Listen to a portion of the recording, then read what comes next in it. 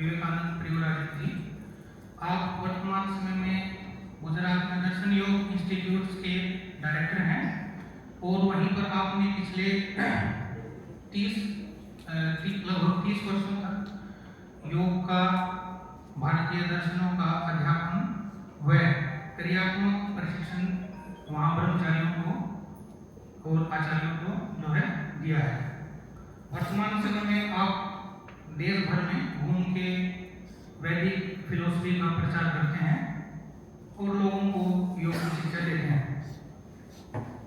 आज के समय में अभी तक आपको 15 से ज़्यादा पुरस्कार मिल चुके हैं।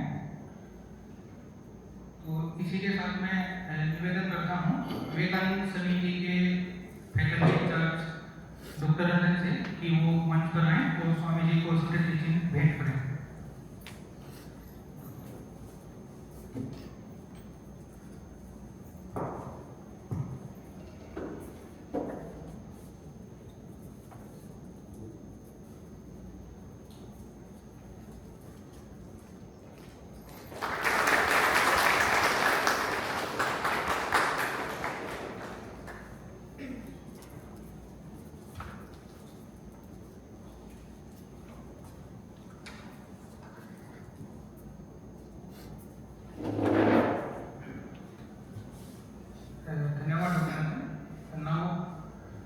अब मैं माइक हैंड ओवर करता हूँ स्वामी जी को।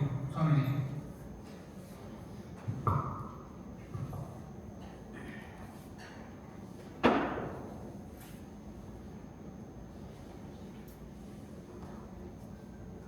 एक बार मिलकर के हम ओम शब्द का उच्चारण करें। मेरे साथ कृपया बोलिए।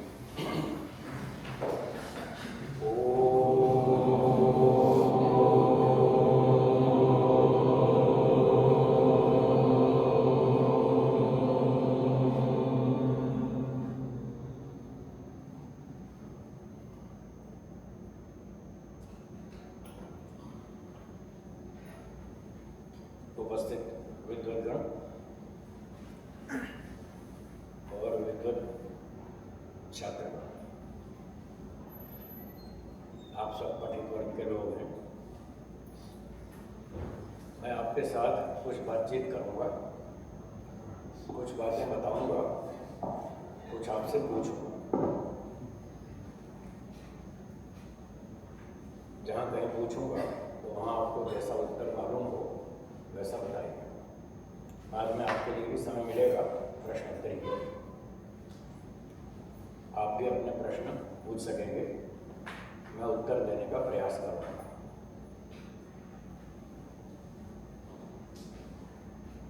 मेरी ओर से पहला प्रश्न, क्या हम सब सुख प्राप्त करना चाहते हैं, हाँ या ना?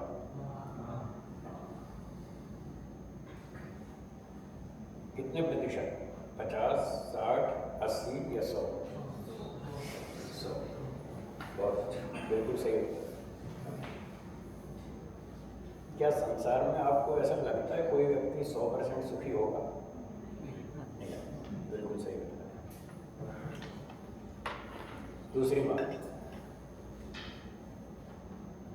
क्या हम दुख भोगना चाहते हैं या दुख से छूटना चाहते हैं? छूटना चाहते हैं। कितने प्रतिशत?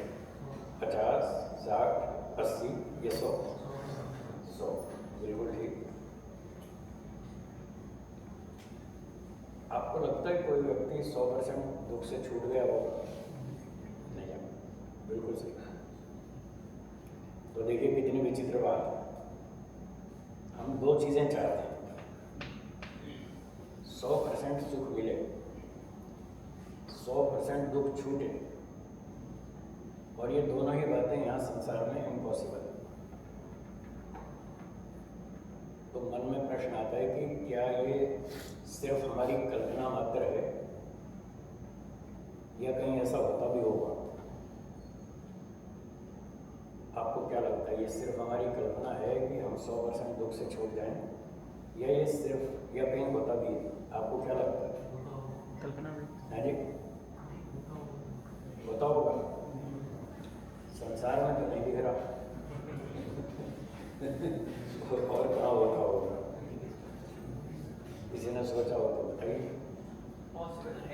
पॉसिबल है? हाँ। कहाँ? इधर ही रहते हैं। संसार में हाँ 100% सुखी हो जाएगा? नहीं, दुख तो आएगा ही, पर उस पे मैं 100% की बात पूछ रहा हूँ। अच्छा 100% सुखी होना चाहिए, मैं ये चाहता हूँ। अच्छा आप भी यही चाहते हैं? हाँ 100% सुखी होना चाहते हैं, 100% दुख से छूटना चाहते हैं। ये दो बातें मैं पूछ रहा हूँ, ये सिर्फ हमारी कल्पना है या कहीं पॉसिबल है? कल्पना अभी हम लोग जिस स्टेज पे है, अभी हम लोग को कल्पना ही लगेगा कि ये होता भी है या नहीं, पर और बहुत सारे लोगों ने कहा भाई दुनिया में तो ऐसा कोई दिखता नहीं, तो इसका मतलब यहाँ संसार में तो पॉसिबल नहीं है। तभी ये प्रश्न उठा, जब संसार में पॉसिबल नहीं है तो फिर और कहाँ? या तो इम्पॉसिबल है ये मान लें, या फिर संसार से बाहर कहीं होता हो तो होता हो, संसार में तो पॉसिबल नहीं है। हाँ बोलिए। छूटना ही क्यों है? कि छूटना क्यों है? दुख से क्यों छूटना है? क्योंकि अगर जो सुख और दुख है वो तो रियलिटी है, और रियलिटी से भागना क्यों है? अब मेरा प्रश्न सीधा उसका उत्तर दीजिए, क्या आप दुख भोगना चाहते हैं? हाँ या ना? मेरे चाहने से क्या होता है? ये है प्रश्न, जो पूछा उसका उत्तर दीजिए। बात करने का नियम है, जो प्रश्न पूछा जाए उसका उत्तर बताया जाए। क्या आप चाहते हैं? नहीं। नहीं चाहते? दुख भोगना चाहते हैं? हाँ या ना? नहीं। नहीं चाहते? दुख भोगना नहीं चाहते ना? इसीलिए तो कह रहा हूँ हम छूटना चाहते हैं। इसलिए छूटने की जरूरत है क्योंकि हम दुख भोगना चाहते नहीं। कोई हमको 2 घंटा धूप में खड़ा कर दे, हम नहीं चाहते। कोई हमको भूखा मारे, हम नहीं चाहते। कोई कुत्ता हमको काट ले, हम नहीं चाहते। कोई मच्छर हमको रात को सोने नहीं दे, हम नहीं चाहते। ये हमारी स्वाभाविक इच्छा है कि हम दुख नहीं चाहते और सुख चाहते हैं 100%। ये भी स्वाभाविक इच्छा है। ये दोनों स्वाभाविक इच्छाएं हैं हमारी, इसलिए छूटने की ज़रूरत है। तो हमें सोचना चाहिए कि जो हम चाहते हैं वो पॉसिबल है या इम्पॉसिबल है। अगर पॉसिबल है तो कोशिश की जाए, इम्पॉसिबल है तो क्यों मन में ऐसी इच्छा रखें, छोड़ दो। लोगों ने पहिए का आविष्कार किया, बिजली का आविष्कार किया, ट्रेन बनाई, हवाई जहाज बनाया, कंप्यूटर बनाया, मोबाइल फ़ोन बनाया, सैटेलाइट बनाया। क्यों बनाया?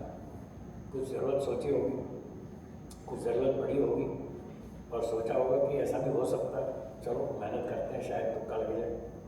तो मेहनत करते करते पहुंच गए यहाँ तक, बना ली, सब बहुत सारी चीज़ें बना ली और आज उसका लाभ उठा रहे हैं। तो ऐसे ही इस बात पर भी हमें सोचना चाहिए कि यदि हम 100% सुख चाहते हैं तो क्या ये पॉसिबल है? और अगर संसार में पॉसिबल है तो ढूंढो कौन व्यक्ति ऐसा है जो 100% सुखी हो।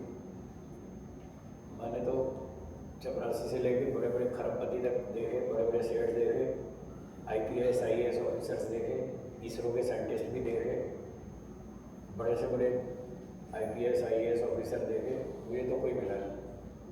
बम्बई के एक सेठ साहब थे, खरबपति सेठ थे, उनके यहाँ मैं गया सन 2001 की बात, 24-25 साल पहले की बात है। तो खरबपति सेठ कहने लगे महाराज जी आप बहुत सुखी हैं, हम बहुत परेशान हैं। फिर आगे उन्होंने कहा मैं 24 में से 23.5 घंटा टेंशन में रहता हूँ, मुझे रात को नींद नहीं आती। डॉक्टर साहब ने नींद की गोली दे रखी, बस मैं गोली खा लेता हूँ और ऐसे नशे में पड़ा रहता हूँ, कोई अच्छी नींद नहीं आती, मैं बहुत परेशान हूँ। आधा घंटा सुबह वॉक पर जाता हूँ, मुझे 2-4 दोस्त मिलते हैं, उनके साथ थोड़ा हंस लेता हूँ, थोड़ा गीत सुना लेता हूँ, कुछ गा लेता हूँ, कुछ जोक सुन लेता हूँ, सुना लेता हूँ, बस आधा घंटे ही अच्छा लगता है। घर आते ही फिर टेंशन शुरू हो जाती है। बताओ खरबपति होकर के भी उसकी हालत है, वो रात को सो भी नहीं सकता, सड़क पे खुले हम चल नहीं सकता। आप और हम जैसे घूम लेते हैं, बाजार जाते हैं, शॉपिंग करते हैं, ट्रेन में जाते हैं, हमें कोई टोकता नहीं, कोई रोकता नहीं, कोई आगे पीछे नहीं पड़ता हमारे। और वो बेचारे खुले हम सड़क पे नहीं घूम सकते, गार्डन में सैर नहीं कर सकते, बड़ी बुरी हालत है उनकी। जितने सेलिब्रिटीज़ हैं सबके साथ वो कमांडो रहते हैं, सिक्योरिटी पर्सन्स। तो ये तो खुली हवा में सांस भी नहीं ले पा रहे, इतना सेठ बनने का लाभ क्या होगा? तो कहने का मतलब ये है कि यहाँ पर कोई भी आदमी 100% सुखी नहीं है। ये लोगों को बहुत भ्रांति है कि हम जितने ज़्यादा धनवान हो जाएंगे उतने ज़्यादा सुखी हो जाएंगे। ऐसा नहीं है। मेरे पास 1 इंच भी ज़मीन नहीं, 1 इंच कोई ज़मीन नहीं मेरे पास, कोई स्कूटर नहीं, कोई कार नहीं, कोई बंगला नहीं, कोई गाड़ी नहीं, कोई संपत्ति नहीं, तो भी मैं बहुत सुखी हूँ। ऐसा मैं भी महसूस करता हूँ और दूसरे लोग भी कहते हैं। जैसे वो सेठ जी ने कहा कि आप बहुत सुखी हैं, तो मैंने कहा फिर आप पूछने के रास्ता बताओ, मैं रास्ता बता देता हूँ। और मुझे ये पता है आप उस पर चलेंगे नहीं।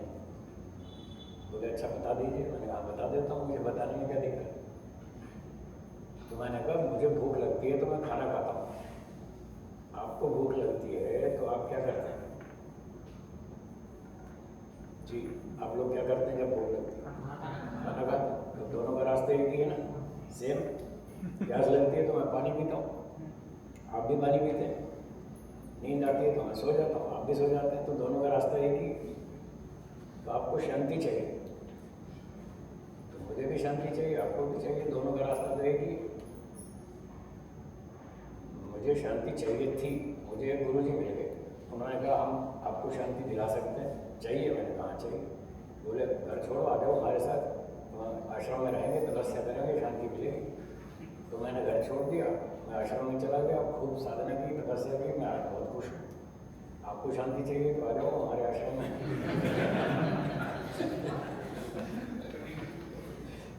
तो वो सेठ तो नहीं आया, मुझे पता ही था वो नहीं आएगा। शांति का मार्ग यही। आप कितने ही जीनियस हो जाएं, कितने ही डॉक्टर बन जाए, इंजीनियर बन जाए, पायलट बन जाए, वकील बन जाए, कुछ भी बन जाए, साइंटिस्ट बन जाए, शांति नहीं है। पैसा है, सम्मान है, संपत्ति है, सब कुछ है, वो शांति नहीं है। शांति तो अध्यात्म में है। मैं पिछले 48 साल से 48 ईयर्स से मैं इस फील्ड में हूँ, इस अध्यात्म की फील्ड में। मुझे 48 ईयर्स हो गए, तब से मैं इसमें लगा हूँ। बहुत खूब जम के तपस्या की, खूब मेहनत की, तो मुझे आज शांति है। मैं लोगों को यही बताना चाहता हूँ कि आप भी अध्यात्म में आओ, आपको शांति मिलेगी। तो ये सत्य है, इस सत्य की खोज करनी पड़ेगी। अगर एटम नाम की कोई चीज है, भारत की जनता 140 करोड़, इसमें से कितने लोग हैं जो एटम के बारे में जानते हैं? 2-3%, 5% होंगे शायद। फिर और डीप में चले, particles, electron, proton, neutron, photon, energy, quarks, तो इन चीज़ों को कितने लोग जानते हैं? बहुत थोड़े से लोग जानते हैं। जो लोग नहीं जानते वो लोग इन चीज़ों से लाभ, वो तो जितना मोटा मोटा मशीन बना दी तो लाभ उठा रहे हैं, बाकी जो डीप स्टडी है वो उसका लाभ नहीं ले पा रहे, जो आप ले पा रहे हैं, जो आप समझते हैं, वो हर आदमी नहीं समझता। तो जिस चीज़ किसी वस्तु की सत्ता है और उससे कुछ लाभ होता है तो हमें उसका लाभ लेना चाहिए या नहीं, उसके बारे में जानकारी करनी चाहिए। तो इसी तरह से जो आप फिजिक्स पढ़ते हैं, केमिस्ट्री पढ़ते हैं, साइंस पढ़ते हैं, इंजीनियरिंग पढ़ते हैं, इसमें आप जितना स्टडी करते हैं मटेरियल्स का, ये ठीक है, इस पर रिसर्च होती है, बहुत सारे रिजल्ट्स आते हैं और हम उससे लाभ उठा रहे हैं। मैं भी उठा रहा हूँ, आप भी उठा रहे हैं। फ़ोन मैं भी रखता हूँ, घड़ी मैं भी यूज़ करता हूँ, मॉडर्न टेक्नोलॉजी जितनी मुझे आती है, मेरा काम चलाओ मैं भी यूज़ कर लेता हूँ। अपना ट्रेन का, फ्लाइट का टिकट खुद बुक कर लेता हूँ, किसी के पास नहीं जाता। सारा काम मैं अकेले देश भर में घूम लेता हूँ, अपना काम खुद कर लेता हूँ। तो मैं अगर इन चीज़ों से लाभ लेना चाहता हूँ तो मुझे इन चीज़ों के बारे में स्टडी करनी होगी। इसी तरह से मटेरियल्स के अलावा 2 चीज़ें और भी हैं जिनके बारे में लोग शायद नहीं जानते। तो हमें ये सोचना चाहिए अगर वो चीज़ें हैं तो उनकी भी खोज करें और उनसे अगर कोई लाभ होता है तो लाभ लेना चाहिए। मैं कहता हूँ मैंने लाभ लिया और आपके सबके सामने कहता हूँ, तो आपको भी विचार करना चाहिए कि अगर एक व्यक्ति ने लाभ उठाया है तो फिर हमको भी थोड़ी खोज करें, शायद होता हो तो हम भी लाभ उठा लें। मुझे तो बहुत शांति है, कोई टेंशन नहीं, एक पैसे की कोई टेंशन नहीं। मैंने वो टेक्निक सीखी शास्त्रों में से, आध्यात्मिक शास्त्रों में से वो टेक्निक सीखी। आप भी जो सीखेंगे तो आपको भी लाभ मिलेगा, टेंशन फ्री लाइफ जी सकते हैं, स्ट्रेस फ्री लाइफ जी सकते हैं, उसका पूरा सिस्टम है। वो दो चीज़ें और हैं जो हमें जाननी पड़ेंगी। मटेरियल्स के अलावा एक वस्तु है जिसको आत्मा कहते हैं, सोल, स्पिरिट, आत्मा, और दूसरी वस्तु है ईश्वर, गॉड, परमात्मा। मैं रिलीजन की बात नहीं कर रहा, मैं ट्रुथ की बात कर रहा हूँ, जो सत्य है। आपके इलेक्ट्रॉन के बारे में दुनिया भर के सब लोग पढ़ते हैं, जो भी साइंस वाले हैं वो सब पढ़ते हैं, वहाँ धर्म का कोई मतलब नहीं है, क्योंकि वो सत्य है तो सत्य है, तो सबको चाहिए, सब पढ़ेंगे। तो ऐसे ही अगर फिजिक्स सत्य है उसको सब पढ़ते हैं, तो आत्मा भी है तो उसको भी सबको पढ़ना चाहिए। वहाँ धर्म का कोई लेना देना नहीं, कोई संप्रदाय का, कोई रिलीजन का कोई लेना देना नहीं। सच्चाई का मतलब है सबको भूख लगती है, सब लोग खाना खाते हैं, गर्मी लगती है, सब पंखा चलाते हैं, एसी चलाते हैं, तो सबके लिए शांति भी सबको चाहिए। तो मैं रिलीजन की बात बिल्कुल नहीं करूँगा, ट्रुथ की बात करूँगा, जो सच्चाई है उसको जाना। तो आत्मा और ईश्वर ये दो ऐसी चीज़ें हैं जिनके बारे में स्कूल, कॉलेज में, यूनिवर्सिटी में कोई सिलेबस नहीं पढ़ाया जा रहा। अब हम जिन दो चीज़ों को जानते ही नहीं तो उनसे लाभ क्या उठाएं? जब तक आप इलेक्ट्रॉन के बारे में ठीक से नहीं जानेंगे आप उससे लाभ नहीं उठा पाएंगे, और अगर उससे कोई हानि होती है, नुकसान हो रहा है, तो आप उससे बच भी नहीं पाएंगे। जिसको नहीं पता कि ये बिजली की तार है, इसको छूने से क्या होगा, जिसको नहीं पता वो छू देगा और करंट आएगा, जिसको पता है वो बच के रहेगा। तो ऐसे ही आत्मा और ईश्वर भी दो ऐसी चीज़ें हैं जिनके बारे में हमें जानना चाहिए। अगर उनसे कोई फ़ायदा होता है तो लेना चाहिए, और कोई नुकसान होता है तो बच के रहना चाहिए। तो मैं ये चाहता हूँ कि इन दो चीज़ों के बारे में भी लोगों को बताया जाए, हमारे सिलेबस में भी लेसन्स होने चाहिए। बच्चों को बचपन से ये बातें सिखाई जानी चाहिए, जैसे मैंने सीखी ऐसे आप सब भी सीखें और दूसरी दुनिया के लोग भी सब सीखें। अब मेरा प्रश्न है आपसे, क्या आप लोग आत्मा की सत्ता को मानते हैं? जो मानते हैं वो कृपया हाथ ऊंचा करें, जो मानते हैं। बहुत अच्छा, धन्यवाद। जो नहीं मानते वो हाथ ऊंचा करें। आत्मा की सत्ता को नहीं मानते, ठीक। जिनको डाउट है वो हाथ ऊंचा करें, डाउट वाले भी हैं बहुत सारे, ठीक। जो ईश्वर की सत्ता को मानते हैं वो हाथ ऊंचा करें। God exists, God. जो ईश्वर को नहीं मानते वो हाथ ऊंचा करें, ठीक। और जो डाउटफुल हैं ईश्वर के बारे में, अच्छा बहुत सारे, ठीक, बहुत अच्छा। चलिए इन दोनों बातों को थोड़ा सा सुलझाने का प्रयास करें। आपने केमिस्ट्री, फिजिक्स, मैथमेटिक्स सब चीज़ें पढ़ी। मेरा एक सिंपल क्वेश्चन है, according to science law is there a property? Science के नियमानुसार अगर कोई प्रॉपर्टी है तो वो क्या इंडिपेंडेंट रह सकती है, या उसको रहने के लिए कोई सब्सटेंस चाहिए? बताइए। सब्सटेंस चाहिए, राइट, सही बताया आपने। कोई भी प्रॉपर्टी इंडिपेंडेंट अकेले नहीं रह सकती, उसको रहने के लिए कोई सब्सटेंस चाहिए जिसके सहारे से वो रहती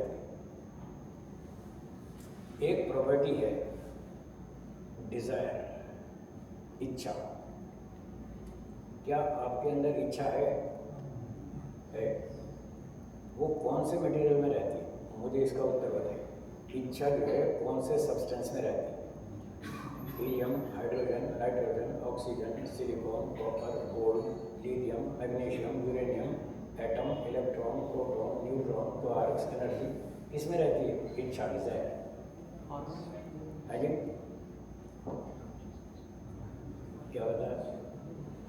हार्मोन्स में। हार्मोन्स तो कहाँ से बने? मैं तो बेसिक रूट पे जा रहा हूँ। हार्मोन्स जिससे बने उस बेसिक एलिमेंट को देखिए, क्या उसमें इच्छा है? हार्मोन्स में तो तब आएगी जब बेसिक मटेरियल ना हो। क्या एब्सेंस में से प्रेजेंस हो सकता है? नहीं हो सकता। आप कहते हैं हार्मोन्स में इच्छा होती है, तो हार्मोन्स में इच्छा कहाँ से है? उसके रॉ मटेरियल में होनी चाहिए। मैं तो आपको एनर्जी तक ले गया, बेसिक रॉ मटेरियल है जो लास्ट क्वार्क्स और उससे भी नीचे एनर्जी है, अगर इसमें अगर कहीं इच्छा हो तो मैं मान लेता हूँ कि वहाँ से डबल होते होते होते हॉर्मोन्स में आ गई। तो मैंने सीधी बात पूछी आपसे, सिंपल क्वेश्चन है मेरा, आप समझ सकते हैं। अगर कोई प्रॉपर्टी बेसिक मटेरियल में नहीं है तो उसकी प्रोडक्ट में नहीं आने वाली। एब्सेंस में से प्रेजेंस नहीं हो सकता, इम्पॉसिबल। साइंस तो इस लॉ पर चलती है। हाँ बताइए। मुझे लगता है हर एक एटम की इच्छा, फॉर एग्जाम्पल अगर हम हाइड्रोजन एटम लेते हैं तो उसकी इंटरनल इच्छा है कि दूसरे हाइड्रोजन एटम के साथ मिलकर स्टेबल मॉलिक्यूल बनाए हाइड्रोजन गैस। मेरा प्रश्न थोड़ा अलग है। मैंने पूछा कि बेसिकली इच्छा कौन से एलिमेंट या कौन से सब्सटेंस में रहती है जहाँ से वो डेवलप होकर के हमारे अंदर आ गई। कॉन्शियसनेस। कॉन्शियसनेस। वो कॉन्शियसनेस कोई सब्सटेंस है? मैं सब्सटेंस पूछ रहा हूँ। There is no property without a substance, there is no substance without a property. Desire is a property, there should be a substance. वो पूछ रहा हूँ कि ये डिजायर नाम की प्रॉपर्टी किस सब्सटेंस में रहती है, बस ये बताना। बोलिए। ऐसा कह सकते हैं कि हमारे दिमाग के न्यूरॉन्स और जो केमिकल्स की वजह से एक इमर्जेंट प्रॉपर्टी जो हमारे मतलब इच्छाओं पर चला है। मैं फिर वापस वही आऊँगा। ये दिमाग ब्रेन जो बना है न्यूरॉन्स से बना। न्यूरॉन्स किससे बना? Amino acids. और पीछे जाइए फिर एलिमेंट्स पर आएंगे, फिर और पीछे जाइए तो फिर एटम पर आएंगे। तो मैं तो बेसिक पूछ रहा हूँ। अगर बेसिक किसी एलिमेंट में किसी सब्सटेंस में डिज़ायर हो तो मैं स्वीकार कर लूँगा कि वो डेवलप होते होते यहाँ आ गए, न मान लूँगा। तो मैं तो बेसिक पूछ रहा हूँ, बताइए आप पढ़े लिखे लोग हैं, कौन से सब्सटेंस में डिज़ायर रहती है वो मुझे बता दीजिए, तो फिर मैं आपकी बात मान लूँ। यस। पर ये जरूरी थोड़ी है कि सब्सटेंस में डिजायर होना ही चाहिए। मैं तो नहीं कह रहा, पर मैं तो कह रहा हूँ कहीं ना कहीं तो होना चाहिए। अगर आपके फिजिक्स केमिस्ट्री में जितने सब्सटेंसेस हैं अगर उनमें नहीं है तो लॉजिक ये कहता है कि प्रॉपर्टी है तो कोई ना कोई सब्सटेंस तो होना चाहिए। अवेलेबल सब्सटेंसेस में से किसी में नहीं तो हमको एक अलग सब्सटेंस मानना पड़ेगा जिसमें ये डिजायर रहती है। मैं ये कहना चाहता हूँ। जैसे काफी सारे सब्सटेंस हैं, सब्सटेंस काफी सारे मिलके मान लीजिए एक सिस्टम बनाते हैं। जैसे मेरा ब्रेन है, मेरा ब्रेन ही मेरी आंखों में, दुकान कहीं में जाता हूँ चॉकलेट देखता है तो मेरी आंखें चॉकलेट को देखती है तो ब्रेन मेरा सोचता है कि इसको खा लो क्या, नहीं खाओ क्या, तो सोचता है। वही तो है, मतलब मुझे लगता है कि वही इच्छा है। तो अगर वो सोच रहा है तो शायद मेरा दिमाग में वो सब सब्सटेंस मिलके कुछ काम कर रहे हैं। यही बात तो डाउटफुल है कि ब्रेन सोचता है, वो खुद सोचता है या कोई दूसरा सोचता है। ब्रेन को मीन्स बना कर आप पेन से लिखते हैं, पेन लिखता है या आप लिखते हैं? कौन लिखता है? हम लिखते हैं। आप लिखते हैं ना। पेन तो एक इंस्ट्रूमेंट है, पेन नहीं लिख रहा है। तो ब्रेन भी तो एक इंस्ट्रूमेंट है, इसके पीछे एक दूसरा ऑपरेटर है जो इसको ऑपरेट करता है। मैं तो उसकी बात पूछ रहा हूँ। जी बोलिए। और यदि हम ये मान लें कि ये इंट्रैक्शन प्रॉपर्टी हो है ना, तो जैसे अगर वैसे लेकिन जैसे वो हार्मोन बोले थे, लेकिन हार्मोन के अगर अपने आप देखें तो हार्मोन में इच्छा नहीं होगी, नहीं होती ना, है ना। और हार्मोन अपने आप से नहीं होगी, लेकिन इच्छा तब पैदा होती है जब उसका इंट्रैक्शन होता है ना न्यूरॉन के साथ। मेरा प्रश्न अभी भी वो है, अलग है, ये नहीं। मैं तो ये पूछ रहा हूँ इच्छा की उत्पत्ति कहाँ से हुई। बेसिकली इच्छा डिजायर नाम की प्रॉपर्टी किस में रहती है? जो हार्मोन में जो प्रकट हुई वो शुरू कहाँ से हुई, ये पूछ रहा हूँ। यस, नहीं है आपके पास कोई उत्तर नहीं है? आई डोंट थिंक कि किसी भी फिजिकल सब्सटेंस में वो रहती है। हाँ, आपके जितने फिजिक्स और केमिस्ट्री में जितने सब्सटेंसेस हमको मालूम है उसमें किसी में नहीं रहती। You are right, I agree. हाँ बोलिए। फिजिक्स में भी कोई ऐसी प्रॉपर्टीज है जैसे टेम्परेचर। तो टेम्परेचर किसी एक एटम में नहीं है, तो बहुत सारे एटम्स के एक साथ आने से और उनके एक दूसरे से इंटरैक्ट करने से इसका मतलब एटम में उसका बेस तो एटम में कहीं तो होगा ना हीट का, या तो अभाव से भाव की उत्पत्ति नहीं होगा। ये तो साइंस माना करती है कि अभाव से भाव तो हो नहीं सकता। मेरी जेब में कबूतर नहीं है तो मैं कितना भी हाथ मारूँ तो नहीं निकलेगा। आपने हलवा बनाया और चीनी नहीं डाली तो बताओ मीठा कैसे होगा? चीनी डालेंगे तो मीठा होगा, नमक डालेंगे तो उपमा बनेगा, नमकीन टेस्ट होगा। आप मीठे वाला कोई चीज़ डालेंगे तभी तो हलवा मीठा बनेगा। यानी बेसिक आइटम में वो प्रॉपर्टी होनी चाहिए, तब उसकी प्रोडक्ट में आएगी। आपके अंदर सब में इच्छा है, आपने स्वीकार किया। मैं ये कहना चाहता हूँ अगर इच्छा है तो कोई उसका एक सब्सटेंस होना चाहिए। नहीं तो आपका नियम फेल हो जाएगा। There is no property without a substance, there is no substance without a property, फिर वो फेल हो जाएगा। अगर प्रॉपर्टी है तो सब्सटेंस होना चाहिए, और अवेलेबल सब्सटेंसेस में किसी में डिजायर नहीं है, तो हमको एक अलग एलिमेंट मानना पड़ेगा, उसी का नाम आत्मा है। अगर आप में इच्छा है तो इसका मतलब आप आत्मा हैं। ये आत्मा की एक प्रॉपर्टी है, उसको पहचानने की। जिस वस्तु में इच्छा है उसमें आत्मा है, जिसमें इच्छा नहीं है उसमें आत्मा नहीं है। इस टेबल में इच्छा नहीं है, इसमें कोई आत्मा नहीं है। कुत्ते में इच्छा है तो उसमें आत्मा माननी पड़ेगी आप। गधे में, गाय में, घोड़े में, मनुष्य में, सब में इच्छा है, सब में आत्मा है। और इस मटेरियल में किसी में इच्छा नहीं है तो इनमें किसी में आत्मा नहीं है। थोड़ी बात मैं अपनी और आगे बढ़ाऊँ, फिर आपको टाइम मिलेगा, खूब पूछिएगा। आप अपने प्रश्न नोट करते रहिए, आपको पर्याप्त समय मिलेगा। तो पहली प्रॉपर्टी है इच्छा, जिससे हम आत्मा को पहचान सकते हैं। इच्छाओं को पूरा करने से इच्छाएं घटती हैं या बढ़ती हैं? बढ़ती। क्या किसी व्यक्ति की सारी इच्छाएं पूरी हो सकती हैं? कुछ इच्छाएं पूरी हो जाएंगी और कुछ नहीं हो पाएंगी। जो इच्छाएं पूरी नहीं हो पाएंगी वो सुख देंगी या दुख देंगी? आज दुनिया इसलिए दुखी है, दिस इज द रीजन। इसलिए दुखी है, अपनी इच्छाओं के कारण दुखी है। अपनी इच्छाएं इतनी बढ़ा रखी है, वो सारी पूरी होती नहीं, कुछ हो जाती है, कुछ रह जाती है। जो रह जाती है वो दुख देती है।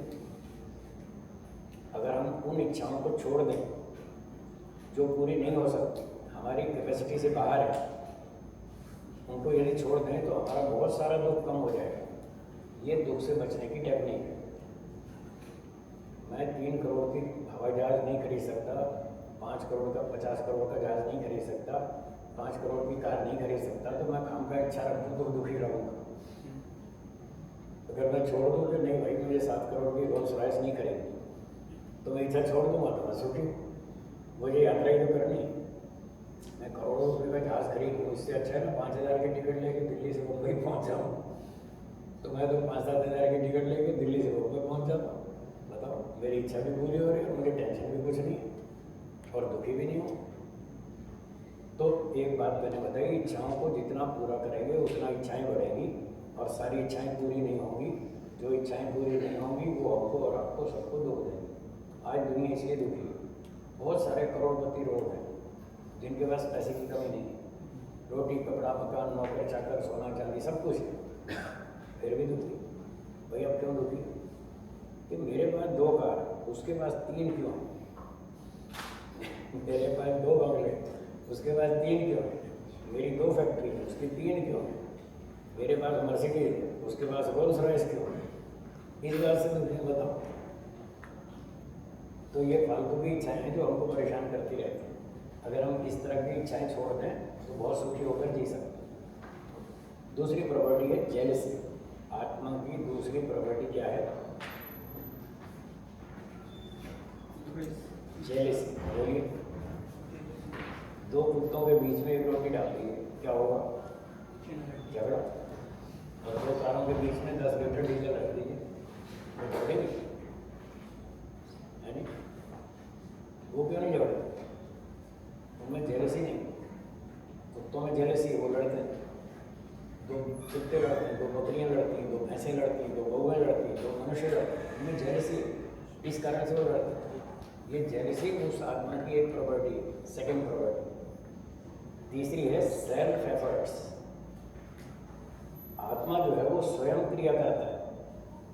आपके न्यूटन्स लॉ ऑफ मोशन में जो पहला नियम है, a body in a state of rest or of motion will continue in its state of rest or of motion until an external force is applied. ठीक है? तो न्यूटन क्या क्या है? ये 2 तरह की चीज़ें हैं दुनिया में, एक बॉडी है, एक फोर्स है।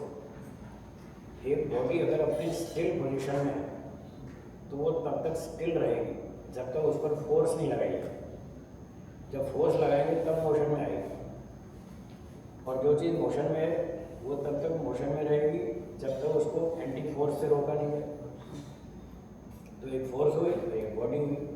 बॉडी जो है वो अपने आप नहीं चलेगी, इस नियम से पता चल रहा है बॉडी जो है, कार खड़ी है आपकी, वो अपने आप नहीं चलेगी। 6 महीने तक खड़ी रखो नहीं चलेगी, और ड्राइवर जाएगा फटाफट चलाएगा तुरंत चलेगी। तो ड्राइवर जो है वो कार से एक अलग चीज़ है, वो फोर्स है जो उसको चलाता है। यदि ड्राइवर भी एक बॉडी है तो वो भी अपने आप नहीं चलेगा, उसको चलाने के लिए भी एक दूसरा चाहिए। तो पहला नियम यही कह रहा है, 2 तरह की चीज़ें, एक बॉडी और एक फोर्स। तो बॉडी क्या है? ये मटेरियल्स, ये सब बॉडी है। ये आपके सामने कब रखा है? इसको 10 साल तक यहीं रखिए, मत हिलाइए, ये नहीं हिलेगा, यहीं का यहीं रहेगा। और आप अभी हिलाएंगे, देखो ये हिल गया। तो हिलाने वाला जो है वो चेतन आत्मा है, उसको हम चेतन तत्व कहते हैं। जो स्पिरिट है चेतन, इंटेलेक्चुअल, उसका नाम है आत्मा। वो बॉडी को हिलाता है, वो फोर्स है। ये देखिए मैंने हिला दिया, नहीं हिलाऊंगा तो ये 10 साल तक भी नहीं हिलेगा, और मैं हिलाऊंगा तो अभी हिल जाएगा। तो इसको कहते हैं सेल्फ एफर्ट्स। वो चेतन तत्व आत्मा जो है वो स्वयं क्रिया करता है, और वो खुद में भी क्रिया करता है और दूसरी चीज में भी क्रिया को उत्पन्न करता है। जैसे मैंने कार का उदाहरण दिया, आप नहीं चलाएंगे तो नहीं चलेगा, चलाएंगे तो चलेगा, वो अपने आप नहीं चलेगी, क्योंकि मटेरियल है बॉडी। तो ये तीसरी प्रॉपर्टी हुई आत्मा की।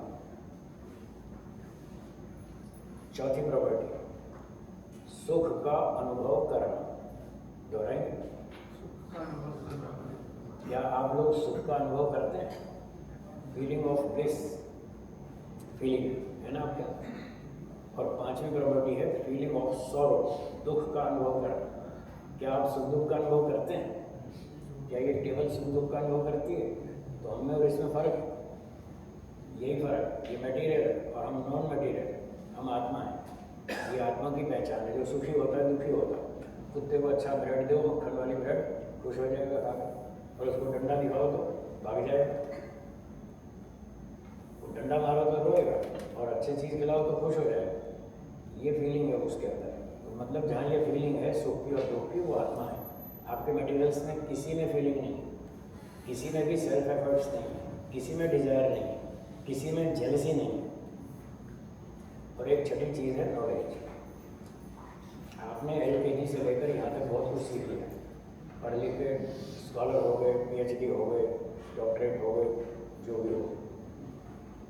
पर आपके जिस रूम में आपके लेक्चरर साहब जो पढ़ाते हैं, आप तो उनकी बातें सुन के इतने विद्वान हो गए, पर उनके जो, अब जैसे ये माइक्रोफोन है, मैं इससे बोल रहा हूँ, मेरी आवाज़ यहाँ से होकर के एम्पलीफायर से आपके पास आ रही है, स्पीकर से। कुछ देर से मैं बोल रहा हूँ और आप समझ रहे हैं, हाँ या ना? क्या इस माइक्रोफोन और एम्पलीफायर में कुछ समझा? क्यों? ये तो बस एक माइक्रोफोन है। हाँ, ये क्या बात को पहुँचाने, ये मटेरियल, मेरी आवाज़ यहीं से आ रही है, आप तक आ रही है, आप समझ रहे हैं, नहीं समझ रहे, तो फ़र्क है ना। आपके अंदर नॉलेज है, आप बहुत सी बातें पहले से जानते हैं, और कुछ बातें जो मैं बता रहा हूँ उससे वो कनेक्ट हो जाती हैं और आप आगे की बात समझ लेते हैं।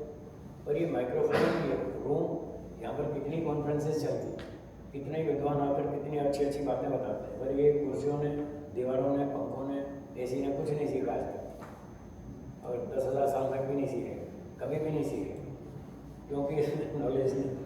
और आपके अंदर नॉलेज, तो जिसमें नॉलेज है और आगे नई नई बातें सीखता रहता है, कुछ पुरानी भूल भी जाता है, रिवाइज करेंगे तो याद रहेगा, रिविजन छोड़ देगा भूल जाएगा। तो जो इस तरह की नॉलेज वाला तत्व है उसका नाम है आत्मा। ये उसकी छठी प्रॉपर्टी है। तो ये 6 प्रॉपर्टीज जहाँ पर मिल जाए समझ लो वहाँ पर एक स्पेशल सब्सटेंस है, उसका नाम है आत्मा। आत्मा और चेतना अलग अलग है, एक ही चीज। चेतना आत्मा का एक पार्ट है, उसकी एक प्रॉपर्टी है। चेतना मतलब नॉलेज। आत्मा बड़ा हुई या चेतना? चेतना। आत्मा बड़ी है या चेतना? आत्मा बड़ी है। जैसे अग्नि है, फायर, उसके अंदर बहुत सारी प्रॉपर्टीज है, वो सारी प्रॉपर्टीज अग्नि में डिपेंड करती है, उसमें वो मतलब रिसाइड करती है, उसमें रहती है। तो आत्मा में केवल चेतना ही रहती है या और भी कुछ? ये सारी 6 चीज़ें रहती हैं। चेतना मतलब नॉलेज, फीलिंग, ये चेतना का लक्षण है। फीलिंग और नॉलेज, ये चेतना का मतलब ये है। तो चेतना भी मतलब फीलिंग भी है, उसमें नॉलेज भी है, थिंकिंग भी है, मेमोरी भी है, डिज़ायर भी है, जेलसी भी है, एफर्ट्स भी है। ये सारी चीज़ें, सारी प्रॉपर्टी आत्मा में रहती है। वो आत्मा इन सारी प्रॉपर्टीज का एक बंडल है। तो ये आत्मा की बात हुई। आप और हम सब आत्मा है, ये सारी प्रॉपर्टीज आपके अंदर है। आप सोचते हैं, विचार करते हैं, समस्याओं को समझते हैं, सुलझाते हैं, कुछ खुद सुलझा लेते हैं, जो नहीं सुलझती वो साहब से पूछ लेते हैं और विद्वानों से पूछ लेते हैं। रोगी हो जाते हैं, डॉक्टर साहब के पास जाते हैं, डॉक्टर साहब आपको डायग्नोज करते हैं, दवाई देते हैं, आप ठीक हो जाते हैं। तो जितने भी ये सब लोग सोचते हैं, विचारते हैं, सुखी होते हैं, दुखी होते हैं, चिंतन करते हैं, मनन करते हैं, समस्याओं को सुलझा लेते हैं, ये सब आत्माएं हैं। आप और हम सब आत्माएं हैं। तो जो हमारी इच्छाएं हैं वही हमको दुख दे रही है। अगर हम उन इच्छाओं को कंट्रोल कर लें तो बहुत सुखी हो जाएंगे, बहुत सारा दुख हमारा खत्म हो जाएगा। मैं इसीलिए सुखी हूँ कि मैंने अपनी इच्छाओं को बहुत कंट्रोल कर रखा है। लोग जैसे वो कह रहे थे सेठ खरबपति, महाराज जी आप बहुत सुखी हैं। मैं क्यों सुखी हूँ? इसीलिए तो सुखी हूँ, मैंने इच्छाओं को कम कर रखा है। जिसने इतना इच्छाएं बढ़ा रखी है वो उतना ज़्यादा परेशान। एक और बड़े सेठ थे बम्बई के, वो भी अरबपति, उनकी यूनिवर्सिटी चलती है, साउथ में शुगर मिलें चलती हैं, उनके बड़े साहब अरबपति सेठ थे। उनके यहाँ गया, उन्होंने भी मुझे भोजन खिलाया। फिर कहने लगे महाराज जी मेरा नाम शांति लाल है और मुझे आधा घंटा भी शांति नहीं। तो पढ़े लिखे PhD, ऐसे सेठ बहुत कम मिलते, अरबपति भी और PhD भी हो। ज़्यादातर अरबपति लोग PhD नहीं होते और जो PhD होते हैं वो अरबपति नहीं होते। और उनमें दोनों चीज़ों का बढ़िया कॉम्बिनेशन था, अरबपति भी थे और PhD भी थे। और कहने लगे मेरा नाम शांति लाल है और मुझे आधा घंटा भी शांति नहीं। तो मतलब मटेरियल्स के पीछे जितना भागेगा उतनी अशांति बढ़ेगी। मटेरियल्स को यूज़ करने का विरोधी बिल्कुल नहीं। मेरी बात ध्यान से सुनिए, मैं खुद भी यूज़ करता हूँ। मैं ट्रेन में जाता हूँ, हवाई जहाज़ में जाता हूँ, कंप्यूटर यूज़ करता हूँ, मोबाइल फ़ोन यूज़ करता हूँ, सब जितनी टेक्नोलॉजी मॉडर्न है वो सब यूज़ करता हूँ, इसका विरोधी नहीं। पर मैं कंट्रोल कहना चाहता हूँ, इस पर कंट्रोल होना चाहिए।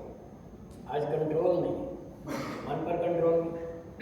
एक दिन मैं टैक्सी में बैठा, टैक्सी वाले ने टाइम पास करने के लिए कैसेट बजाई, उसमें एक गीत बजने लगा, दिल है कि मानता नहीं। आपने भी सुना होगा। तो मुझे बड़ी हंसी आई। मैंने कहा यार कैसा गीत बनाते हैं, दिल है कि मानता नहीं। कोई ऐसा गीत नहीं बनाते, कार है कि मानती नहीं, मेरी बाइक है कि मानती नहीं। अगर कोई व्यक्ति ऐसा गीत बनाए और ऐसा गीत गाए, मेरी कार है कि मानती नहीं, बाइक है कि मानती नहीं, तो आप उसके बारे में क्या सोचें? इसका दिमाग ठीक ठाक है या कुछ हिल गया? क्या सोचेंगे आप? क्लियर? भाई कार कैसे नहीं मानती? कार तो मटीरियल। हमारी भाषा में, दर्शन वेद की भाषा में, अध्यात्म की भाषा में उसको जड़ पदार्थ कहते हैं। क्या कहते हैं? हाँ, मटीरियल्स मतलब जड़ पदार्थ और आत्मा मतलब चेतन पदार्थ। ये दोनों में फर्क है। जिसमें ये 6 प्रॉपर्टीज हैं, इच्छा, द्वेष, प्रयत्न आदि आदि, वो चेतन तत्व। और जिसमें इच्छा नहीं है, कोई जेलसी नहीं है, कोई एफर्ट्स नहीं है, सेल्फ एफर्ट्स नहीं है और कोई फीलिंग्स नहीं है, कोई थिंकिंग नहीं है, तो वो मटीरियल है, वो जड़ पदार्थ। तो कार जड़ है या चेतन? जड़। और जो दिल है वो जड़ है या चेतन है? दिल जड़ है या चेतन? अगर चेतन है तो आत्मा भी तो चेतन है। फिर एक बॉडी में 2 चेतन हो जाए, दोनों की लड़ाई होगी फिर। तो बॉडी किसकी बात सुनेगी? दिल की बात सुनेगी या आत्मा की? किसकी सुनेगी? आत्मा की सुनेगी। इसलिए एक बॉडी में एक ही चेतन होता है और वो अपनी इच्छा से, अपनी मर्जी से, अपनी बुद्धि से, अपने विचारों से वो उस बॉडी को चलाता है। आप अपनी इच्छा से जी रहे हैं, हाँ या ना? आप अपनी इच्छा से जी रहे हैं, हाँ या ना? आप किसकी इच्छा से जी रहे हैं? दूसरों की।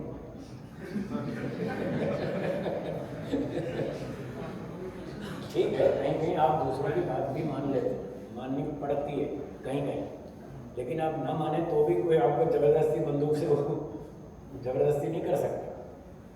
चंद्रशेखर आजाद को बोला तुम हमारी बात मानो, उन्होंने कहा नहीं मानूंगा, तुम्हें उड़ा देंगे, बड़े उड़ा, पर तुम्हारी बात नहीं मानूंगा, करूँगा अपनी मर्जी। यही आत्मा की फ्रीडम। वो 24 घंटे स्वतंत्र है, अपनी इच्छा से जी रहा है। आप 100% किसी दूसरे आदमी की इच्छा से जी सकते हैं? किसी 100% किसी दूसरे आदमी की अकल से जी सकते हैं? बस यही आत्मा की फ्रीडम। आप आत्मा हैं, आप फ्री हैं, आपको फ्रीडम है, आपकी मर्जी है, जो मर्जी करो, जो ठीक लगता है वो करो। तो जो चेतन आत्मा है वो स्वतंत्र है, अपनी मर्जी से जीता है। और जो मटेरियल है उसमें अपनी कोई फ्रीडम नहीं है, वो तो पराधीन है। आप कार में दूसरा गियर लगाओ, तीसरा लगाओ, कार थोड़ी कुछ बोलती है। वो मशीन है, वो जड़ पदार्थ है। तो कार की अपनी कोई इच्छा नहीं है, वो जड़ पदार्थ है। तो जो मन है या दिल है वो भी तो मटेरियल है, वो भी जड़ है। जब कार जड़ है, दिल भी जड़ है। कार आपकी बात मानती है तो दिल क्यों नहीं मानता? इसलिए गीत गलत है। और उन बेचारों को सिद्धांत का पता नहीं, वो तो अपनी तुकबंदी लगा देते हैं, बस अपने पैसे कमाने के लिए बना देते हैं गीत। लोगों को पसंद, ट्यून अच्छी बना देते हैं, पसंद आना चाहिए, लोग गाएंगे, अपना पैसा कमाएंगे। बस उनका तो पर्पज इतना ही। वो कोई इतने फिलोसफर नहीं होते ये जो गीत गाने बनाते हैं। तो दिल है कि मानता नहीं, ये बात बिल्कुल गलत है। दिल बिल्कुल मानता है, मेरा दिल मानता है, आपका नहीं मानता। मेरी कार तो मानती है, आपकी नहीं मानती, तो मतलब कहीं ना कहीं प्रॉब्लम है। कार की प्रॉब्लम नहीं है, वो मेरी ड्राइवर की प्रॉब्लम है। मेरी कार का एक्सीडेंट नहीं होता है, दूसरे की का होता है। तो कार का फॉल्ट है या ड्राइवर का फॉल्ट है? ड्राइवर का फॉल्ट। वो शराब पी के चलाता है, मैं होश में रह के चलाता हूँ, मेरा एक्सीडेंट नहीं होता है, उसका हो जाता है। तो कार का फॉल्ट नहीं है। तो दिल भी जड़ है और कार भी जड़ है, दोनों जड़ है। जब मेरी कार मानती है तो आपकी भी मानेगी, मेरा दिल मानता है तो आपका भी मानेगा। अब दिल क्यों नहीं मान रहा, उसका रीज़न सुनिए। कार चलाना आपने सीख लिया, उसकी प्रैक्टिस कर ली, उसको चलाना, रोकना, दाएं बाएं मोड़ना आपने सीख लिया। 6 महीना साल भर प्रैक्टिस कर ली तो अब बढ़िया चलती है, आपके कंट्रोल में रहती है। दिल को चलाना सीखा नहीं।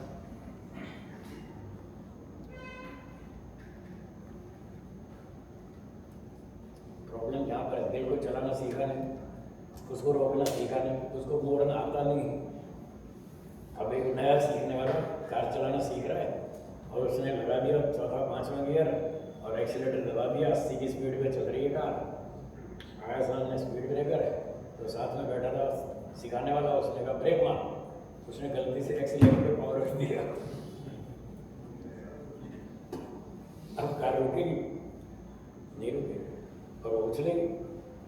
फिर वो चिल्लाएगा साहब ये कार बहुत खराब है, मैं इसको रोकना चाहता हूँ, ये रुकती नहीं। खराबी कार में है, ड्राइवर में। तो हम सब वो ड्राइवर हैं जिन्होंने कार चलाना तो सीख लिया, बाइक चलाना तो सीख लिया, मन को चलाना नहीं सीखा। इसलिए ऐसे ऐसे गीत बना दिए कि दिल है कि मानता है।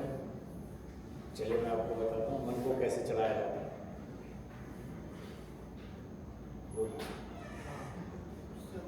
मन पर जड़ कह रहे हैं सर? यस। तो मतलब जो चीज़ नॉन फिजिकल है वो भी मटेरियलिस्टिक हो सकती है? यस। बहुत छोटी पदार्थ है जो हमें आंखों से भी नहीं दिखते, वो भी मटेरियलिस्टिक है। इलेक्ट्रॉन मटेरियल है, कोई आपके माइक्रोस्कोप से भी नहीं दिखता। इसरो में मैं जाता था प्रवचन करने, 2 साल तक हर महीने मैं वहाँ साइंटिस्ट लोगों को प्रवचन करने के जाता था अहमदाबाद इसरो। मैंने एक साइंटिस्ट से पूछा, मैंने कहा आपने इलेक्ट्रॉन देखा है? बोले नहीं देखा। मैंने कहा किसी और साइंटिस्ट ने देखा? बोले नहीं देखा। मैंने कहा दुनिया के किसी साइंटिस्ट ने देखा? बोले आज तक किसी ने भी नहीं देखा। मैंने कहा कितने साल से इलेक्ट्रॉन पर रिसर्च कर रहे हैं? बोले 40 साल हो। अरे 40 साल से आप रिसर्च कर रहे हैं, आपने आज तक देखा ही? बोले नहीं देखा। तो ऐसा नहीं है कि जितने मटेरियल्स हैं वो सब दिखने ही चाहिए। आप में से भी शायद इलेक्ट्रॉन किसी ने नहीं देखा होगा, नहीं देखा। तो फिर आप किस बेस पर मानते हैं कि इलेक्ट्रॉन एग्जिस्ट्स? एक्सपेरिमेंट से या फिर आपकी किताब से? कुछ एक्सपेरिमेंट आपने कर लिए, सारे तो आपने सारे तो किए नहीं होंगे, वो तो आपने पुस्तक में लिखा है। इसलिए आज मैंने देखी आपकी लाइब्रेरी, बहुत लंबी चौड़ी लाइब्रेरी, आपकी पुस्तक पढ़ी, लोग आते हैं पढ़ते रहते हैं, 10-12 घंटे पढ़ते रहते हैं।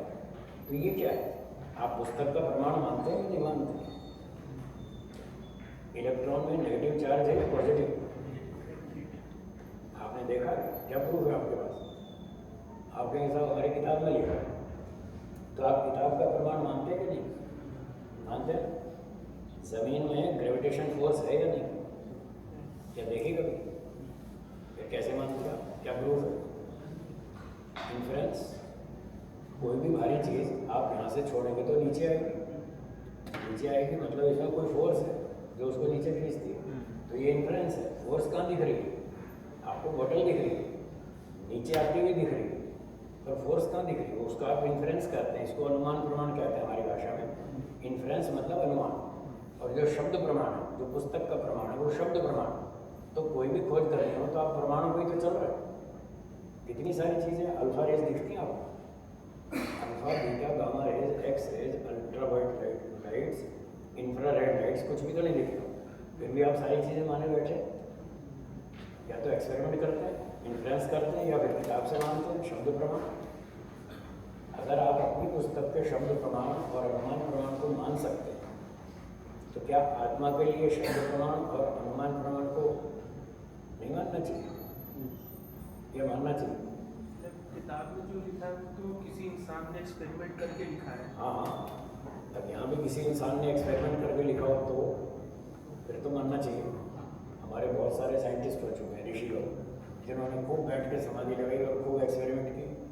ये उन्हीं के एक्सपेरिमेंट तो सुना रहा हूँ मैं। अब क्या हम उसको दोबारा एक्सपेरिमेंट कर सकते हैं? अरे क्या हम उसको दोबारा एक्सपेरिमेंट कर सकते हैं जो ऋषि मुनि लिखे हैं? दोबारा से एक्सपेरिमेंट कर सकते हैं? यस, आप रोज कर सकते हैं। अभी मैं बताता हूँ मन में कैसे विचार उठता है। आप कहते हैं साहब विचार उठते नहीं, मैं बताता हूँ कैसे उठता है विचार। अभी अभी मैंने आपको कुछ प्रॉपर्टीज बताई थी आत्मा, उसमें एक प्रॉपर्टी बताई थी इच्छा, डिजायर। तो इच्छा से विचार उठता है। अभी अभी मुझे पूरी बात कहनी है, फिर आप पूछिएगा। एक कारण है विचार उठने का इच्छा, और दूसरा है एफर्ट, प्रयत्न। मन में हम प्रयत्न करते हैं वो विचार उठाने का, तब विचार उठता है, उसके बिना नहीं उठेगा। ये इच्छा और प्रयत्न दोनों प्रॉपर्टीज आत्मा की। मटेरियल में ना तो इच्छा है ना एफर्ट। तो आत्मा की इच्छा है, आत्मा अपनी इच्छा से और अपने मानसिक प्रयत्न से विचार उत्पन्न करता है। अभी देखिए आपके मन में एक विचार ऐसा है जो आपके मन में नहीं है, और अभी मैं बोलूँगा आपके मन में आ जाएगा। देखना, मेरा शब्द सुनते ही आपके मन में इच्छा पैदा होगी, ऐसे झटके से इच्छा पैदा होगी, आप मन में विचार वो प्रयत्न करेंगे और विचार मन में आ जाएगा। अच्छा, जलेबी को याद कीजिए, आया ना विचार जलेबी का? आया ना? पहले नहीं था, जब तक मैंने नहीं बोला तब तक नहीं था, और मेरे कहते ही फट से जलेबी का विचार आ गया। गुलाब जामुन, समोसा, कचौरी, जो मैं बोलता जाता हूँ आपके विचार उठते जाते हैं, ऐसे विचार उठते हैं। तो मैं बोल रहा हूँ इसलिए आपको आए, और आप चुपचाप अकेले बैठकर भी ये विचार उठा सकते हैं। क्यों उठा रहे हैं? इसलिए कि उन वस्तुओं को याद करने की आपकी इच्छा है। जिस चीज़ को याद करने की इच्छा है वो विचार उठाएंगे आप, जिसकी इच्छा नहीं है वो नहीं उठाएंगे। कंप्यूटर में बहुत सारी फाइल्स रखी, आप जिस फाइल को क्लिक करेंगे वो मॉनिटर पर खुलेगी, जिसको नहीं करें वो नहीं खुलेगी। तो आपके मन के अंदर बहुत सारी लाखों फाइलें रखी, उसको हमारी भाषा में संस्कार कहते हैं। तो उन संस्कारों में से जो लाखों संस्कार हैं, जिस संस्कार को आप क्लिक करें वो मेमोरी आ जाएगी, उस वस्तु का विचार आ जाएगा। तो विचार करना, उसको रोकना, उठाना, मोड़ना, तोड़ना सब आपके हाथ में। आपकी इच्छा से आप विचार उठाते हैं, और उसको ब्रेक लगाना हो तो ब्रेक भी लगा सकते हैं। कैसे लगाएंगे? उसके पीछे एक साइकोलॉजिकल लॉ है। जिस वस्तु में आपको सुख दिखता है उसको याद करने की इच्छा होती है, हाँ या ना?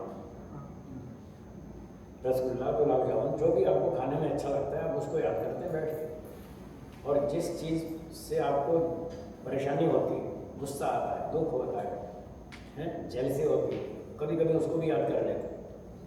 वो भी आप अपनी प्रयत्न से याद करते हैं। तो यानी कहीं आप इच्छा के कारण, प्रयत्न के कारण याद करते हैं, कहीं जेलसी और प्रयत्न के कारण याद करते हैं। प्रयत्न तो दोनों में रहेगा, ऑप्शन में या तो इच्छा होगी या जेलसी होगी, द्वेष होगी। तो अगर हम इच्छा को कंट्रोल कर लें और प्रयत्न को कंट्रोल कर लें तो हम उस विचार को रोक सकते हैं, उसको ब्रेक लगा सकते हैं, वो विचार नहीं उठेगा। कैसे? मान लो मैं एक डिब्बा रखता हूँ, मान लीजिए एक डिब्बा है, इस पर बढ़िया रैपर लगाए, लक्ष्मी स्वीट्स, शुद्ध देसी घी की मिठाई, ऐसा उस पर लिखा है। और अभी अभी ताज़ा ताज़ा वो मिठाई का डिब्बा आया, आपने देखा कि हाँ बढ़िया डिब्बा है, मिठाई का डिब्बा है, देसी घी की मिठाइयाँ हैं, अभी बन के आई। अब इस डिब्बे में आपको क्या प्रतीत होता है? इसमें सुख है, इसको खाएंगे पिएंगे तो सुख मिलेगा या दुख मिलेगा? आपका विचार क्या होगा? सुख मिलेगा। जब जिस वस्तु में आपको सुख दिखता है तो उसका विचार आपके मन में उठेगा। मान लीजिए मैं आपसे कहूँ कि ये अभी शुद्ध देशी की मिठाई आई है, आप 15 मिनट आँख बंद करके मेडिटेशन कर लीजिए और ईश्वर का ध्यान कर लीजिए, उसके बाद ये मिठाई आपको प्रसाद में बटेगी। मान लो मैं ऐसा कहूँ, तो उस 15 मिनट में आप ईश्वर का ध्यान करेंगे या मिठाई का? मिठाई का, क्योंकि उसमें आपको सुख दिखता है। ठीक है ना? अब पता लग गया, जिसमें सुख दिखता है वही विचार उठाएंगे। ईश्वर में सुख दिखता ही नहीं, तो ईश्वर का विचार कैसे उठेगा? नहीं उठेगा। अब इस विचार को रोकना, ब्रेक लगानी, तो कैसे लगेगी? ऐसे लगेगी, मान लो मैं अभी डब्बा खोलने ही वाला हूँ और एक व्यक्ति आया दौड़ा दौड़ा, उस मिठाई बेचने वाले हलवाई का नौकर, उसने आकर सूचना दी। उसने कहा ठहरो ठहरो, खाने से पहले एक सूचना सुनिए, बहुत इंपॉर्टेंट सूचना है, पहले सूचना सुन लीजिए फिर आप खा लीजिएगा, फिर मैं नहीं रोकूँगा। तो उसने सूचना दी कि इस मिठाई में थोड़ा सा पोटेशियम साइनाइड है। सूचना समाप्त हुई। अब आप खा सकते हैं। अब आपकी खाने की इच्छा रहेगी, है जी? क्यों? अब आपको उसमें दुख दिख रहा है। तो ये साइकोलॉजी है।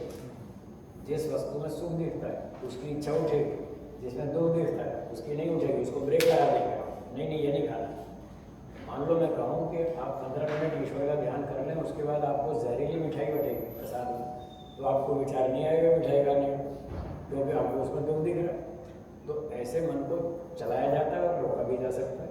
ये टेक्निक लोग पढ़ते ही नहीं, हमारी फिलॉसफी में सारी लिखी है और मैं 45 साल से इस पर रिसर्च कर रहा हूँ, खूब प्रैक्टिस करता हूँ, मेहनत करता हूँ, दूसरों को भी सिखाता हूँ, देश भर में घूमता हूँ, कश्मीर से केरल तक, बम्बई से कलकत्ते तक, पूरे देश में घूमता हूँ। 365 दिन काम करता हूँ, एक भी छुट्टी नहीं मनाता। होली, दिवाली, 15 अगस्त, 26 जनवरी कोई छुट्टी नहीं, यही काम करता हूँ, यही सिखाता हूँ। तो बहुत सारे लोगों ने सीख लिया और बहुत सारे कंट्रोल कर लिया, बड़े खुश हो गए, सुखी हो गए। कई तो मेरे जैसे घर छोड़ के सन्यासी भी हो गए। अच्छे ऑफिसर लोग सचिवालय के, गुजरात सरकार सचिवालय में जो ऑफिसर लोग काम करते थे, उनको मैं 30 साल से 1994 से मैं उनको पढ़ाने जाता हूँ हर महीने। पहले हर महीने जाता था, अब 1.5 या 2 महीने में एक चक्कर लगता है। काम बढ़ गया मेरा तो फ्रीक्वेंसी थोड़ी कम हो गई। 1.5-2 महीने में एक चक्कर लगता है, उन अफसरों को पढ़ाने जाता हूँ। उन ऑफिसर्स में से कई तो सन्यासी हो गए, कोई वानप्रस्थी हो गया, मतलब घर छोड़ के आश्रम में चले गए साधना करने, और कोई स्कूलों में जाके, कॉलेजों में जाके पढ़ा रहे हैं, यही बातें सिखा रहे हैं विद्यार्थियों को। जैसे मैं करता हूँ वो भी कर रहे हैं और बड़े अच्छे खुश होकर जी रहे हैं, बिल्कुल स्ट्रेस फ्री लाइफ जी रहे हैं। तो मैं ये चाहता हूँ ये एक अच्छी टेक्निक है, सब लोग सीखें, मन को कंट्रोल करना सीखें। यही मुसीबत है सबसे बड़ी, दिल कंट्रोल में नहीं है, मन कंट्रोल में नहीं है, और इसके कारण लोग डिप्रेशन में जा रहा है, कोई सुसाइड कर रहा है, कोई क्या कर रहा है, कोई कुछ कर रहा है। आप पढ़ाई में फेल हो गए, कमज़ोर रह गए, परीक्षा में नंबर कम आए, तो इसका मतलब ये नहीं कि लाइफ खत्म हो गई। अपनी छोटी सी लाइफ में 28 लोगों को मैंने सुसाइड करने से बचाया। 28 लोगों उनको सोचना नहीं आता। वो कहते हैं मैं IAS में फेल हो गया, अब हम क्या बचा लाइफ? अरे भाई IAS ही थोड़ी लाइफ है, और भी तो कितनी सारी है। सारे आप IAS बनते हैं क्या? सारे IPS बनते हैं क्या? अब वो आप नहीं कर पाए, कोर्स कंप्लीट नहीं कर पाए, तो क्या होगा? दूसरा करो, तीसरा करो, यहाँ सैकड़ों ऑप्शन। सारे अफसर नहीं बनते, सारे साइंटिस्ट नहीं बनते, सारे पायलट नहीं बनते। तो एक नहीं हुआ तो दूसरा करो, दूसरा नहीं करते तो तीसरा करो। अब एक विचार आएगा, आदमी को ये सोचना नहीं आता, सुसाइड कर लेगा। और अगर ये विचार आ जाए कि चलो एक ऑप्शन नहीं हुआ तो दूसरा से, दूसरा नहीं हुआ तो तीसरा से, तो बड़े अच्छी तरह से दूसरा काम कर लेगा और मज़े से जिएगा। यहाँ कितने लाखों लोग हैं जो ऑटो रिक्शा चला करके भी रोटी खा के मज़े से जी रहे।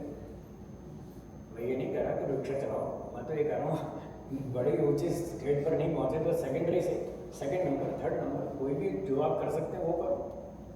इसका अर्थ ये नहीं कि वो निराशा होकर के आदमी सुसाइड ही करे, ये कोई समझदारी नहीं है, ये कोई बुद्धिमत्ता नहीं। तो ये सारा विचारों का खेल है, और ये विचारों पर कंट्रोल करना आत्मा का काम। आत्मा अगर सोचना ठीक ढंग से सीख ले तो वो बहुत अच्छे ढंग से जी सकता है। मैं वैसे दिल्ली यूनिवर्सिटी का विद्यार्थी हूँ, मैं भी आपकी तरफ दिल्ली यूनिवर्सिटी में पढ़ता था, कॉमर्स का विद्यार्थी था। बीकॉम पढ़ता हूँ। फिर मुझे ये चीज़ जब थोड़ी थोड़ी मिली, समझ में आई, तो मैंने वो लाइन छोड़ दी, इसमें आ गया। बेसिकली मैं म्यूजिशियन भी था, 15 प्रकार के म्यूजिकल इंस्ट्रूमेंट्स बजाना जानता हूँ। Harmonium, dholak, bongo, conga, guitar, mouth organ, banjo, piano accordion, electric organ, synthesiser, drum set, naal, tabla, खंजरी, बांसुरी, ये सब मैंने बजाया, सिखाया। दिल्ली से रेडियो टीवी आर्टिस्ट हूँ, बचपन में सब काम किया, तो छोड़ दिया, इस लाइन में आ गया। बहुत अच्छी शांति है। तो मैं चाहता हूँ ये चीज़ें और लोग भी सीखें, वो भी आनंद से जिएं और आगे नई पीढ़ी को भी सिखाएं। तो जो समाज संसार के लोग भटक रहे हैं, बुराइयों में जा रहे हैं, कोई ड्रग्स ले रहा है, कोई कुछ कर रहा है, तो ड्रग्स लेने से कोई टेंशन खत्म थोड़ी होती है। रात को खाई और सुबह तक उतर गई। ऐसी चीज़ खाओ ना तो जिंदगी भर चढ़ी रहे, उतरेगी नहीं, और उसमें मस्ती भी हो। तो हमारे जैसी ये विद्या है, वेदों की विद्या है, दर्शनों की विद्या है, अध्यात्म विद्या है। इसमें वो एनर्जी है, वो ताकत है, वो शक्ति है, जो एक बार अच्छी तरह सर में चढ़ गई तो फिर उतरती नहीं जिंदगी में। तो मुझे लाइन मिली थी आज से 1977, आप देख लीजिए लगभग 47-48 वर्ष हो, तब से मुझे ये विद्या मिली और मैं इसमें लग गया, खूब मज़े से जी रहा हूँ। ये थी आत्मा की बात। थोड़ी सी ईश्वर की बात करूँ, फिर हम शंकर का ध्यान करेंगे। अभी जैसे बात चल रही थी कि जो बॉडी है वो तब तक मोशन में नहीं आएगी जब तक उस पर फोर्स नहीं आएगी। तो एक अपने गुजरात यूनिवर्सिटी के साइंटिस्ट थे, अब वो रिटायर हो गए, चले गए अमेरिका। जब वो जॉब पर थे तो मेरा उनसे परिचय हुआ, आज से करीब 35 साल पहले, 1990 में। एक जगह मैं प्रवचन देने गया, वो वहाँ पर उपस्थित थे, उन्होंने प्रवचन सुना, बड़े खुश हुए। तो मुझसे पूछा आप क्या करते हैं? मैंने कहा मैं दर्शन शास्त्र पढ़ाता हूँ।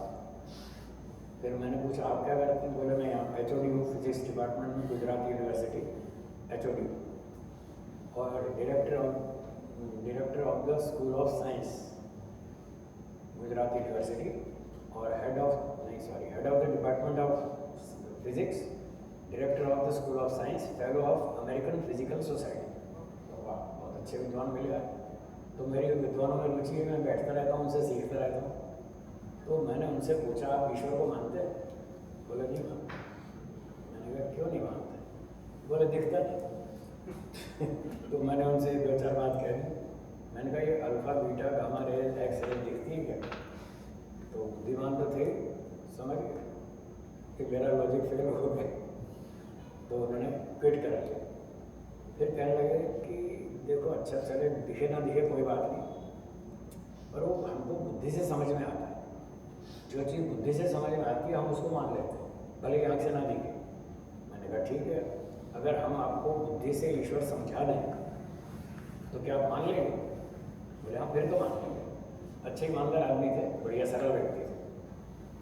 तो मैंने पूछा अच्छा आप तो स्पेस साइंसेज में स्पेशलिस्ट, बहुत से विद्यार्थियों को PhD कराते हैं, मेरा एक छोटा सा प्रश्न, ये जो यूनिवर्स चल रहा है, बड़ी बड़ी गैलेक्सीज चल रही हैं, सोलर सिस्टम्स चल रहे हैं, ये सारा यूनिवर्स सिस्टमेटिक है या अनसिस्टमेटिक है? तो तपाक से बोले बिल्कुल सिस्टमेटिक है। उनका तो यही सब्जेक्ट है, स्पेस में ही काम करते थे। और हाँ, डॉक्टर होमी भाभा के साथ भी उन्होंने काम किया। डॉक्टर होमी भाभा, उनके साथ काम किया। अपने डॉक्टर अब्दुल कलाम साहब, उनके साथ काम किया ऐसे। और 9 साल तक तो अमेरिका में वो प्रोफेसर रह चुके फिजिक्स के, शिकागो में शायद। तो इतने अच्छे विद्वान थे, तो उन्होंने तुरंत कहा नहीं सब यूनिवर्स सब सिस्टमेटिक है। तो मैंने कहा सिस्टमेटिक मतलब अकल से चल रहा है? बोले हाँ बिल्कुल।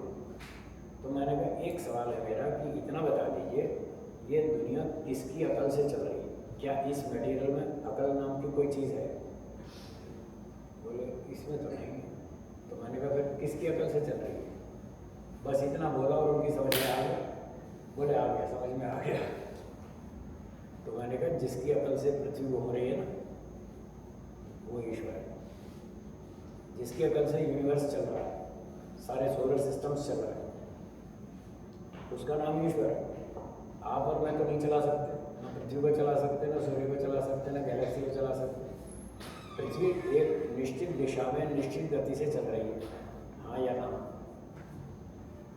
क्या पृथ्वी में इतनी अकल है कि वो एक निश्चित दिशा में निश्चित गति से 1 साल में घूमकर वापस उसी पॉइंट पर आ जाए? क्या पृथ्वी में इतनी अकल है? जी सर पृथ्वी जो सूर्य के चारों तरफ चक्कर काट रही है तो ग्रेविटेशनल के कारण काट रही है। ग्रेविटेशनल को हम थोड़ी ना करते ग्रेविटेशन में अकल है? नहीं है। मैंने तो फिर किसकी अकल से चल रही है? मुझे अकल का सवाल पूछा, उसका उत्तर नहीं दे रहे आप। मेरा प्रश्न को ध्यान से सुनो। आपकी ग्रेविटेशन को मैं मना थोड़ी कर रहा हूँ, आई एग्री। तो ग्रेविटेशन के बाद भी एक अकल वाला ड्राइवर चाहिए। आपकी कार जो है उसके चलाने के लिए कोई ड्राइवर नाम का कोई एक फैक्टर है या नहीं है ना? अगर कार में ड्राइवर ना हो तो क्या कार प्रॉपरली चल पाएगी? हाँ या ना? बिना ड्राइवर के चल जाएगी? नहीं चलेगी। एक ड्राइवर चाहिए अकल वाला, जो उसको दाएं बाएं मोड़ता है, स्पीड कम करता है, स्पीड बढ़ाता है।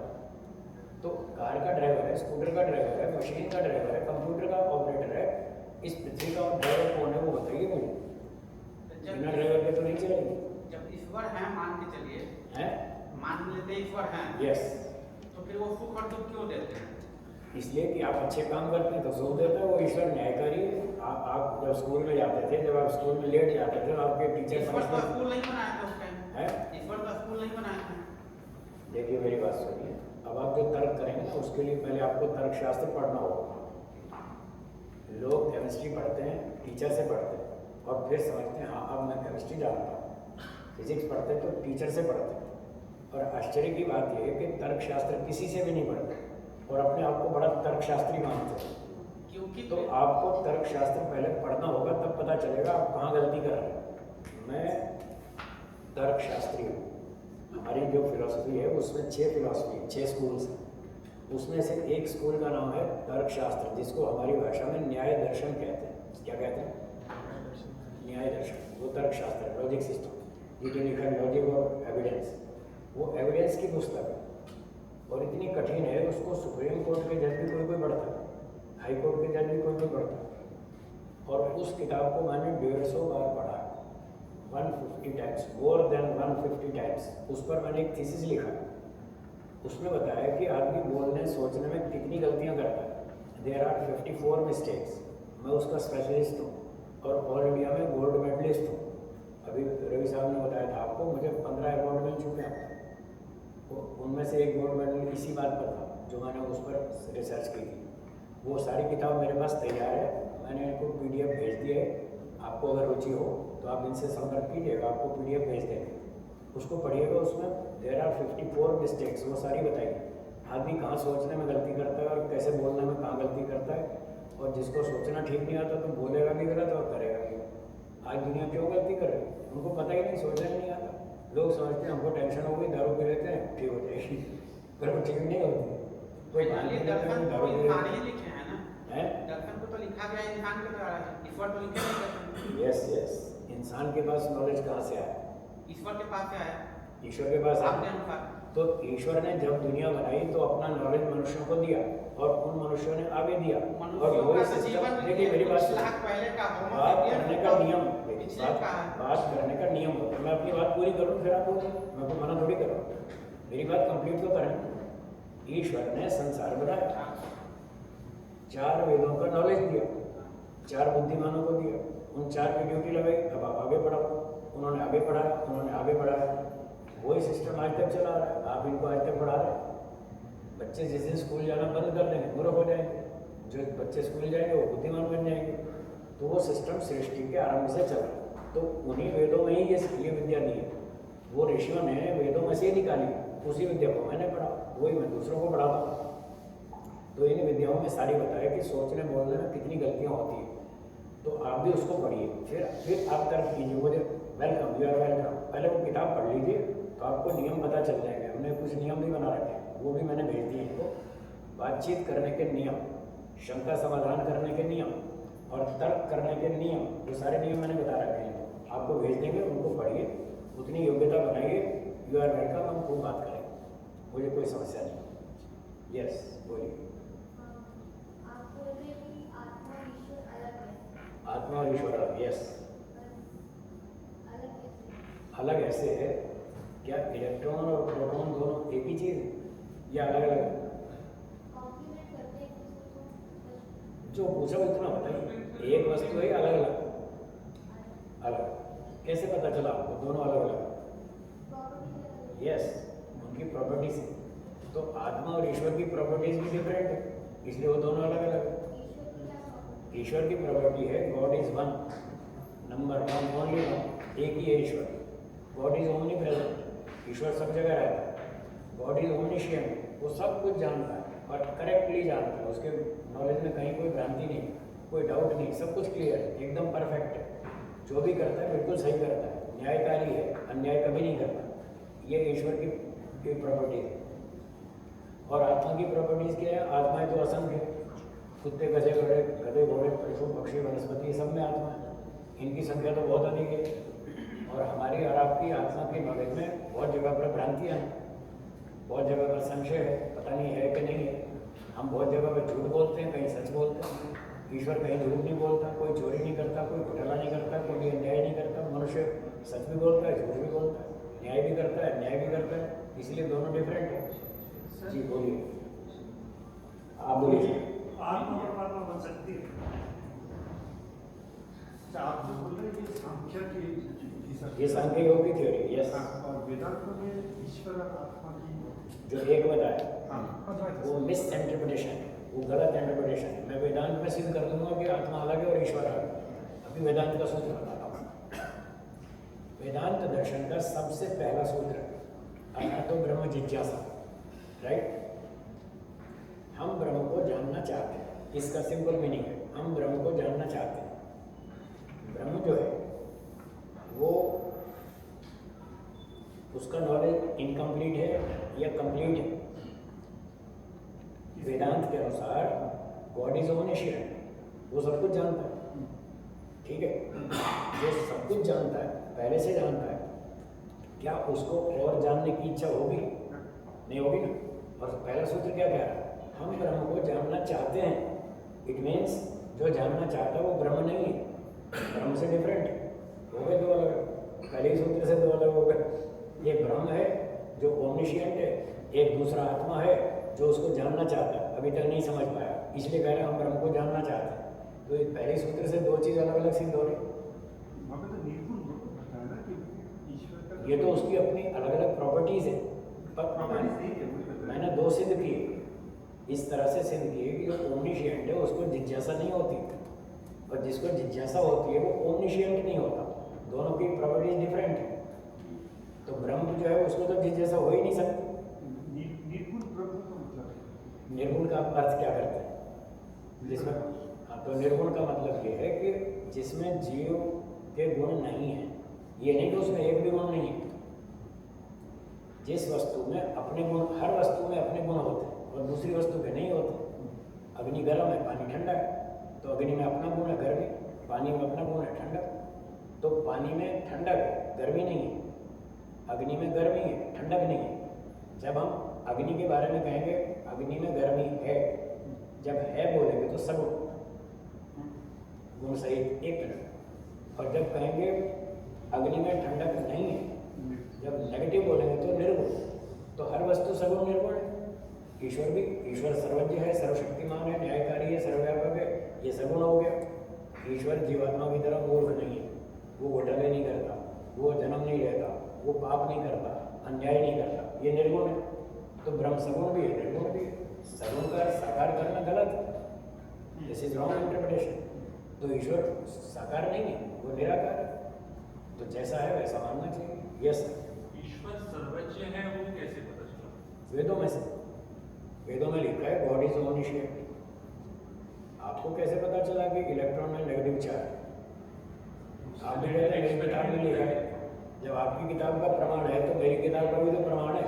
आपकी किताब का प्रमाण मैं मानता हूँ, मेरी किताब का आप क्यों नहीं मानते? यस